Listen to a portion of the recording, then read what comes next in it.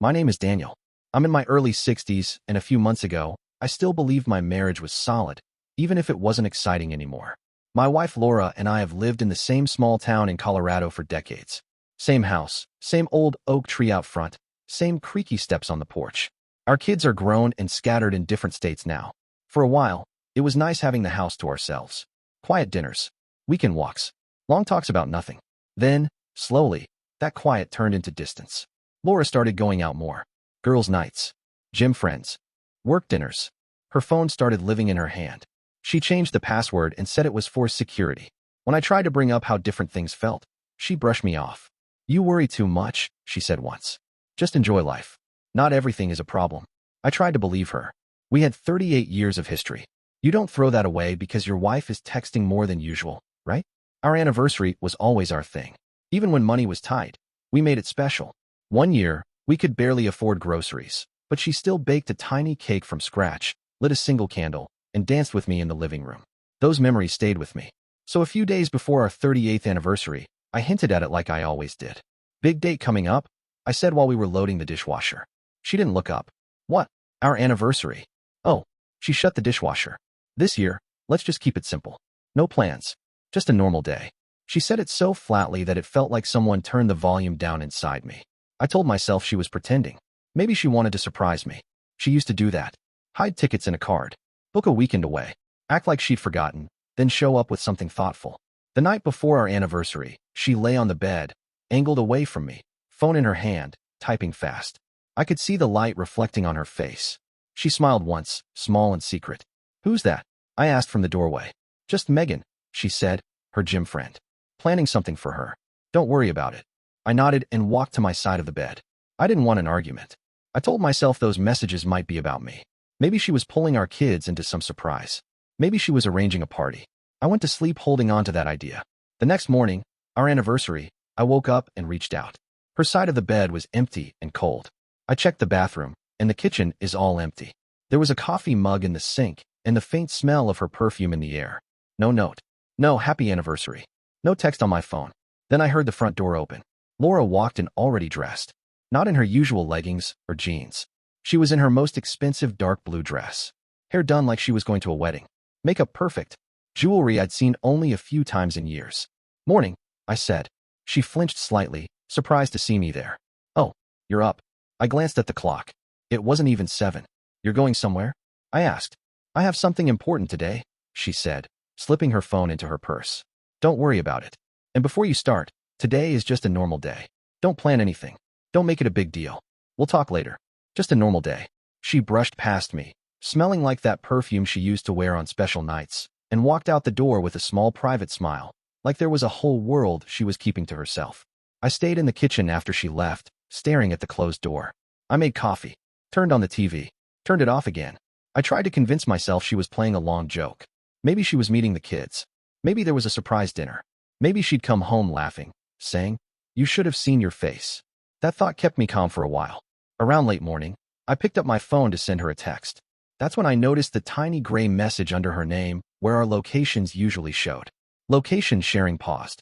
We'd always shared our locations for safety. She'd never turned it off before. I sat there for a few minutes, holding my phone, trying to process what I was seeing. Laura never turned off location sharing. Not once in all these years. Even when she traveled with friends, even when she visited our daughter, it stayed on.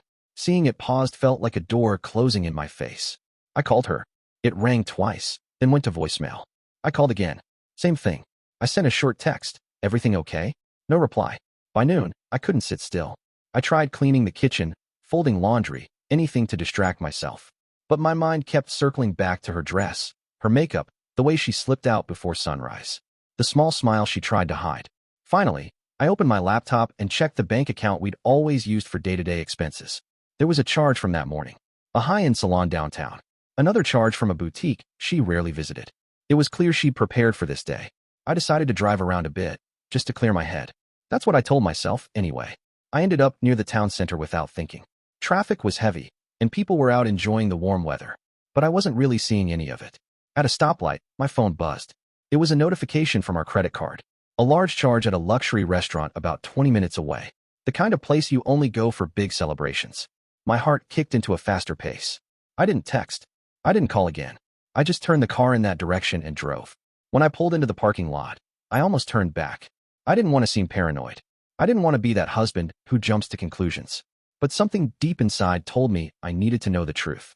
I walked into the lobby, nodded at the hostess, and said I was waiting for someone. The place was elegant, dim lighting, soft music, polished floors. A waiter walked past carrying 2 glasses of champagne. Everything about the restaurant screamed special occasion. I scanned the room slowly. At first, I didn't see her. Then, in the far corner near the window, I spotted that dark blue dress. Laura was seated at a small table for 2.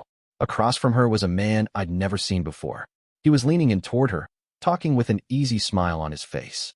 She was holding his hand across the table, laughing softly, her shoulders relaxed in a way I hadn't seen in years. It didn't look like a business meeting. It didn't look like old friends catching up. It looked intimate, comfortable, familiar. I stood there, frozen in place, watching them. She reached up and touched her necklace the way she used to when she was nervous yet happy. He brushed his thumb across her hand like they'd done it many times before. She wasn't distracted. She wasn't upset. She wasn't distant like she'd been with me. She looked alive, almost glowing. And all I could think was, she saved all of this for someone else, on our anniversary. I didn't storm over. I didn't yell. I didn't make a scene. I just stepped back into the lobby and sat on a bench. My hands were unsteady, and my mind was running through every small change over the past year. The late nights, the sudden gym trips, the secret of texting. It all clicked in a way I couldn't ignore anymore. I took a slow breath, opened my phone, and snapped a discreet picture of them through the glass reflection. Not for revenge, just proof, for myself. Proof that I hadn't imagined what I was seeing. I stared at the photo for a long minute. I walked toward their table slowly, steady enough that no one thought anything was wrong.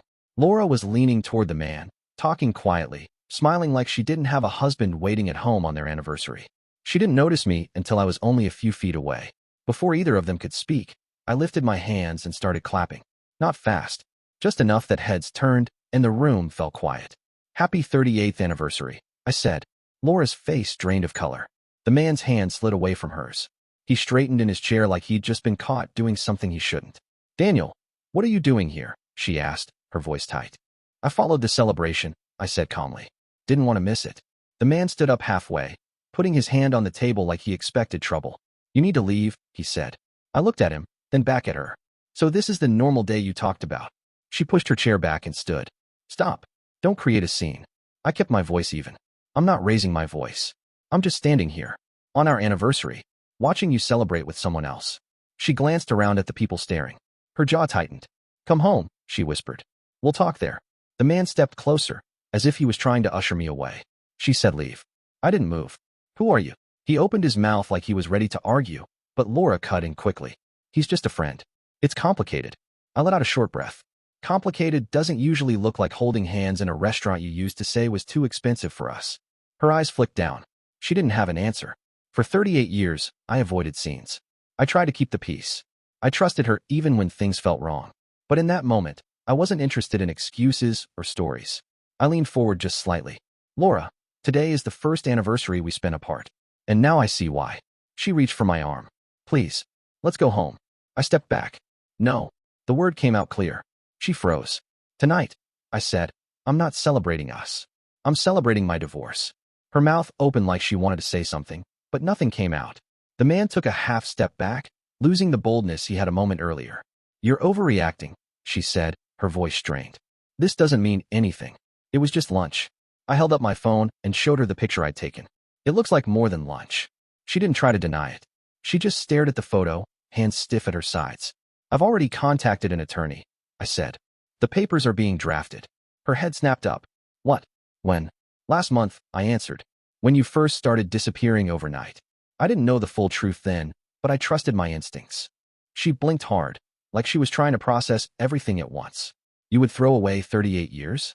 You already did, I said quietly. I turned toward the exit. I didn't yell. I just walked away. Behind me, I heard her chair scrape. Then her footsteps. Then her voice called my name, louder this time. The calm she tried to keep was gone. But I didn't stop. I stepped outside into the sunlight, feeling something I hadn't felt in a long time. Control. Not rage. Just a clear direction. This wasn't the end of the story. Not even close. I walked straight to my car without looking back. I could hear Laura calling my name somewhere behind me, but I didn't turn around. I got in, shut the door, and sat there for a moment, letting the quiet settle. On the drive home, I didn't replay the scene or imagine different outcomes. I just focused on the road. My mind felt strangely steady, like a decision had finally been made after years of small warnings I ignored. When I reached the house, I went inside and packed a single suitcase. A few shirts, some pants, basic things. I wasn't planning to sleep there that night. I set the house key on the kitchen counter and left the spare key in the drawer. I wasn't running away. I was stepping out of a life that had already left me. My phone lit up with call after call. Laura. Then our daughter. Then our son. I let every call ring until it stopped. I wasn't ready to explain anything, and I didn't want my voice shaking or wavering. I needed time to think clearly. I drove to a small hotel on the edge of town. Nothing fancy, just a clean room. I checked in and sat by the window, watching cars pass by on the highway below. Almost 20 minutes later, my phone buzzed again. This time, it was a message from Laura. Come home. We need to talk. A few seconds later. Please, don't do anything rash. I didn't respond. Half an hour passed. Then there was a knock at my hotel door. Soft at first, then more urgent. I opened it a few inches. Laura was standing there, hair messy from rushing, makeup faded, breathing unevenly. The confident woman from the restaurant was gone. Daniel, please let me in, she said. I stepped aside, and she walked into the room. She looked around like she didn't recognize the situation she was in. You blindsided me, she said, sitting on the edge of the bed. Divorce? An attorney? Since when? Since you stopped coming home on weekends, I replied. Since you started turning your phone face down. Since you began building a life without me. She rubbed her forehead. It wasn't what you thought. I was confused. I thought maybe I needed space. I stayed standing. You spent our anniversary at a restaurant with another man, holding his hand, laughing, dressed like it meant something. She didn't argue. She just looked at the floor. Then she tried a different angle. We can fix this. We've been together almost 4 decades. We can go to counseling. Talk to the kids. Start fresh. I shook my head. I'm not interested in starting fresh with someone who already moved on. Her voice rose slightly. That's not fair. For 38 years, I chose you. I said. You chose someone else. She stood up, anxious now. If you divorce me, I'll have nothing. The house, the savings, everything is tied together. And that was the moment her biggest fear slipped out. She wasn't only afraid of losing me. She was afraid of losing the life she had built on comfort and stability. I reached into my jacket and pulled out a folder. I placed it on the table. What's that? She asked. Documents, I said. Updated last year. She opened the folder and scanned the pages. Her eyes moved fast, then slowed. The house, the retirement funds, the accounts, all of it, legally in my name. She looked up, stunned. When did this happen? When you insisted we refinance everything under one owner for simplicity, I said. Your idea. You pushed for it. You signed willingly. I didn't change anything behind your back. She flipped through the pages again, her face tightening. And one more thing, I added. The attorney filed a request this morning. Based on the evidence from today and some things I collected over the past few months, there's a strong case for fault-based grounds. She set the papers down slowly. What evidence? I met her eyes. Enough. She sank into the chair like the weight of the situation had finally landed. For years, she assumed I would stay no matter what. That I would accept scraps of attention. That loyalty meant being blind. But now the balance had shifted, and she knew it. Laura sat in that chair for a long time, holding the folder like it was the last solid thing she had. The confidence she used to carry was gone. Her voice was softer when she finally spoke. Daniel, I made mistakes. I know that, but I never thought you'd actually leave. I stayed calm. You left first. You just didn't pack a suitcase. She closed her eyes, steadying herself. The man at the restaurant, his name is Mark. We met months ago. It started with talking. Then it turned into something else. I didn't plan it. It just happened. I didn't react. I didn't need any. She kept talking, maybe trying to fill the silence. It wasn't serious. I thought I was just figuring out my feelings. I thought I'd come back to you when I was ready. That part hit me, not because it hurt, but because of what it revealed. She expected me to be a safety net, a backup, a place to return when she got bored. You treated our marriage like a spare tire, I said. Only useful when something else went flat. She didn't deny it. She just sat there, hands clasped together. Then she stood up, her voice cracking a little. Just don't divorce me. We can work through this. I swear I'll do whatever it takes. I shook my head once. It isn't about punishment. It's about respect. And once that's gone, there's nothing to fix. A long silence filled the room.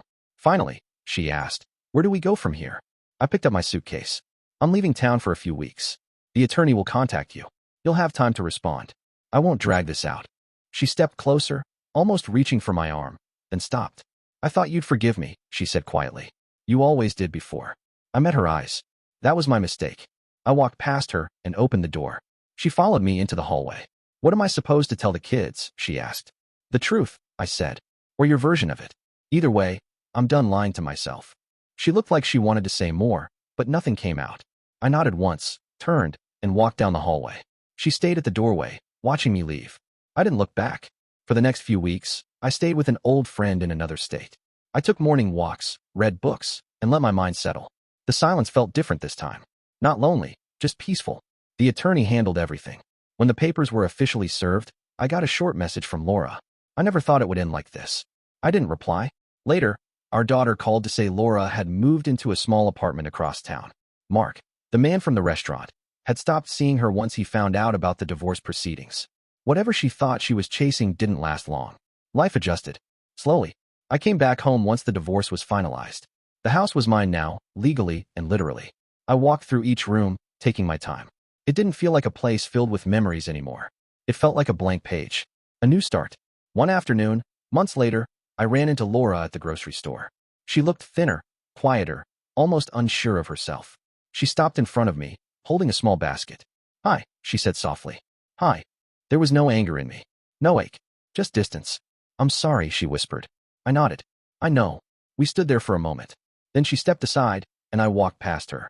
That was the real ending, not the restaurant. The ending was the moment she realized I wasn't coming back. And the beginning was the moment I realized I deserved better than being an option.